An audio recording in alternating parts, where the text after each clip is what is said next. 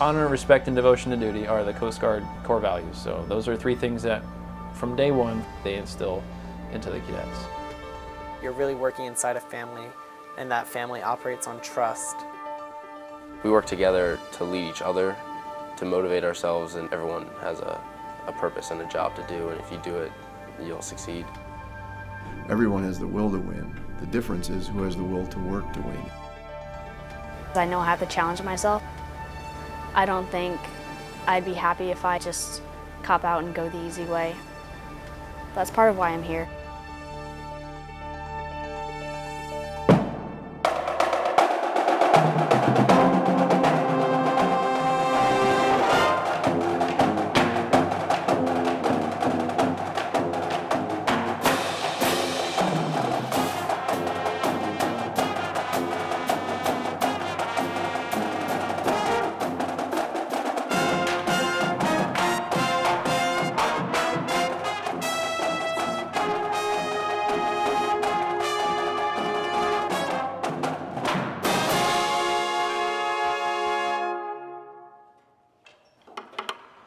Okay. Was that good? You have to have escapes and things that remind you of who you are individually, as well as being the military aspect and being what the Coast Guard wants you to be. I'm the varsity coxswain for the men's crew team here. So waking up really early and being really cold all the time seem to be the two common themes to that. Soccer, I have kept up playing here. I just joined the club soccer team. We do have a physical fitness exam that we have to pass. So that's one thing that it's good for. I have to get my sports credit, and then just to go get that workout in actually gives you more energy. At the end of the day, it's how well I can work with the other 8 guys in my boat.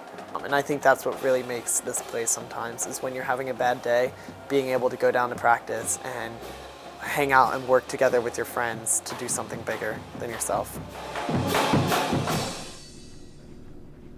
There's the academics, there's the athletics, and there is the military. At Ohio State, it might be the hardest part of your day. And I will say that football here may be the easiest part of the day, and we have as hard a practice as anybody in the country. It's a tough, demanding place. I wake up at 6 a.m. every day. I have mandatory breakfast at 6:20. I have classes that I'm required to attend from 8 until 4 p.m.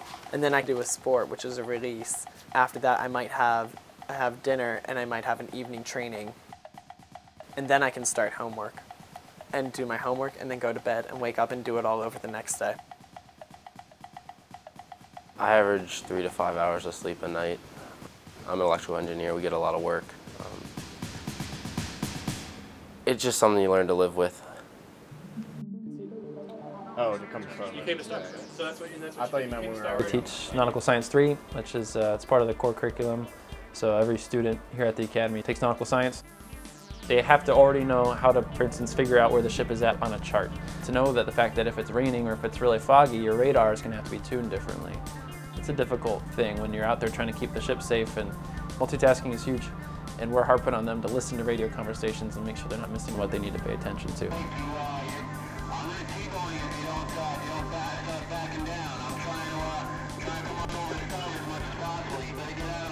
Down and just follow them. Alright, all the courses starboard. Yeah. Vessel on northeast course 034 degrees true on Block Island at a speed of 4 knots. This is Coast Guard Commander Yeadon. Roger, thanks for the call. Part of it is how to manage people and make sure that the person who's supposed to be looking at the chart is just looking at the chart. How the person looking at the radar is just looking at the radar. What did he say? Keep listening. That's one of the things that they get assessed on and get graded on, is their ability to do their job that they focus on, but yet report it out so everyone's aware of the big picture. So my job is to put them in scenarios to get them to that point where they're taking classroom material and the knowledge, and then they're putting it into practice. Trash your boards and then come on into the instructor station. We'll do a joint debrief. I think we all messed up pretty bad. You all right? Yeah. You all good? Especially you. What? Especially you. I was kind of freaking out a little bit. Okay, so a nice, clear, concise, bold move, right? Granted, he should have been watching his radar too. Right? You can't trust everybody to do it. Okay? Right? If you see something on the radar, acquire it and make sure that it's nothing, as opposed to just assuming that it's nothing. Does that make sense? Balancing it all out is definitely a difficult task. It takes a lot of time management and prioritizing. Rudder eye, rudder is right 30 degrees. Hey Sam, you can tell these guys, but we're gonna come in as if we're mooring on starboard side, they're on a cast port. They give up portions of their life. They give up chunks of things they could be doing. So they give up much more than you or I give up, or the average person. What you sacrifice to be part of the Academy community is external trappings. So not being able to wear civilian clothing within the 75-mile radius for the first 2 years. As a female, I would say it's kind of hard in uniform to make yourself like looked at as like attractive. So like the guys, you know, guys look great in uniforms, but you know, if you're a girl, you've got your hair up in a bun, and like in the military, you can't really be friends with supervisors. It's like that professional boundary. So that's what the freshman year is modeling. They have policies like taking out the upperclassmen's trash every morning. They're not allowed to look at their food when they eat. So they have to look straight ahead, and they have to be braced up with their arms at their sides, and they have to like eat like this. Every time an upperclassman comes into their room or they go into an upperclassman's room, they have to stay braced up, which is basically at attention, you know, looking straight ahead of you. And you have to address everyone as sir, ma'am, last names, Mr., Miss. You don't want to hold something in your right hand, because if you're caught with something in your right hand, that's the hand you're supposed to salute with. You're not supposed to be chewing, eating, or drinking and outside in uniform. A lot of what I did 4th class year I thought was incredibly stupid.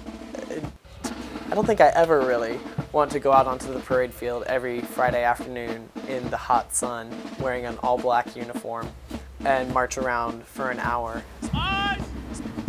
But we go out and do it anyway. It's part of building that discipline to contain your emotions and be able to act professional to make sure that you're able to do your job out in the fleet.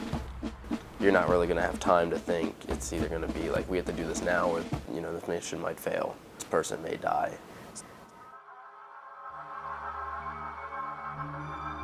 The 2011 tsunami and earthquake that happened in Japan. I was out there with the relief effort for that.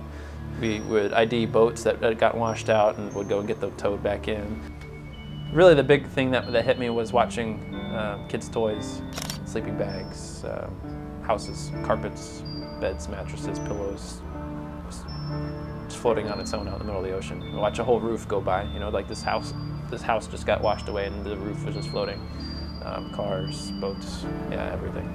It was pretty rough. And there's other things like seeing the most ridiculously beautiful sunsets and sunrises, and if it's perfectly clear, I mean, you can see more stars than I've ever seen before. And you know, being up north, seeing the northern lights, just completely pure, and the sights that I get to see of being out in the ocean are fantastic. So I've always loved my job since I started. You don't just graduate after 4 years and go your separate way. You are tied into an organization. Some people are tied into that organization, many people, for their whole life. Yeah, we did a 30-year reunion. Well, we did one 5 years ago. Oh yeah, 5 years ago. How do we remember? We're old guys. All right, hats on. Hats on. Hats off. Hats off. Numbers showing. You know what's great is that this year we probably have close to 40 people that have come back from that team or part of it. Hey, wait a minute. Peter! And the camaraderie and the closeness that we had, it just grew over the years. The 63 team is one of the legendary teams of the Academy. They won the championship. They went to a bowl game against Western Kentucky, a big Division I school. And they kind of set the bar for saying, how can you go through an undefeated season? They scored, and we almost scored. If you're prepared, you might get nervous, but you know you have to execute. You know you have to go do something, and you just end up doing it. And those that are good do it. Those that aren't, don't. That's all there is to it. That's one of the reasons we made it into the Academy with that kind of attitude.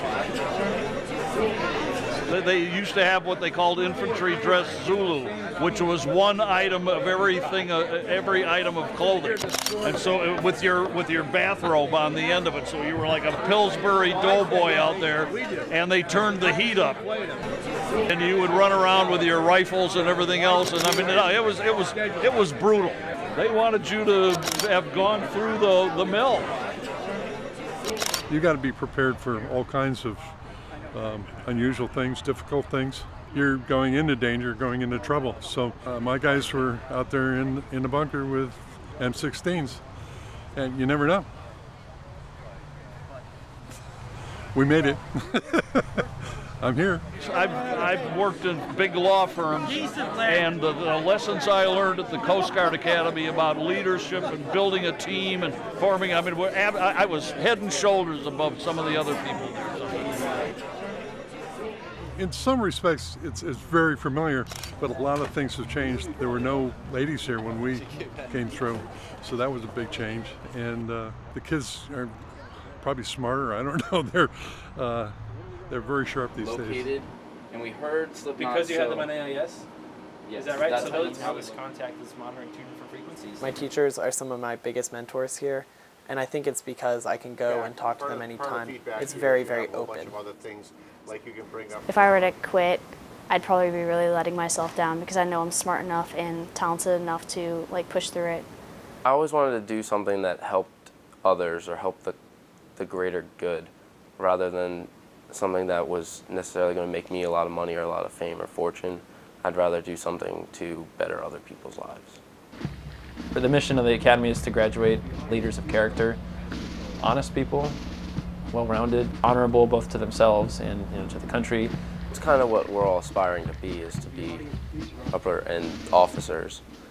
They're definitely role models in that sense, and it's a goal to attain to be that person.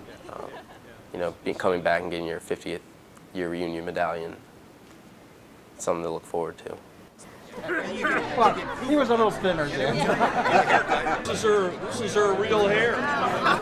That was my dream. Why didn't God give it to me 50 years ago? Steve. Oh, yeah, Steve and Linda.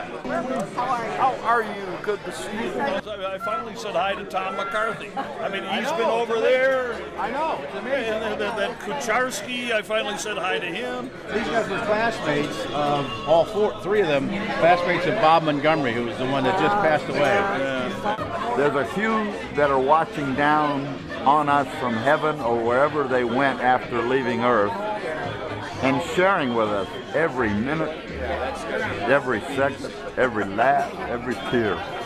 And it's sad that they didn't make it here, but maybe the next time we gather, more people who are still living will come, share the story, share the BS, share some lies, share some laugh, share a drink, just share a hug.